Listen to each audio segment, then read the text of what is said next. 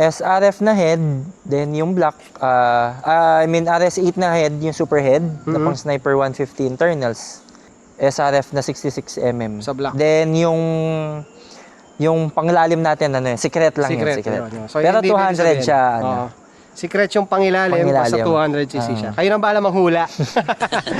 May Sabi nga nila, sige. bawal aminin. Bawal aminin. Aminin mo na lahat, wag lang yung karga. Yun. At least, almost nakita niya na. Basta 200cc siya. 200 ba? Tama? 200. 200cc kayo nang bahala mag-calculate kung ilan yung pangilalim niyan.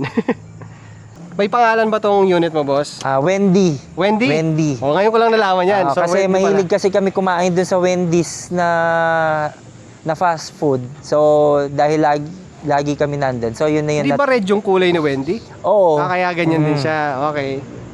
Kaya yun, naisipan ko na lang na Wendy na lang yung pangalan. Wendy. Ayan, Wendy pala yung pangalan. Si Wendy, si Julia, si Johnny M, si Moy Moy, si Balut, ano pa ba, Icarus. Yung iba, hindi ko alam anong pangalan ng mga motor nila eh.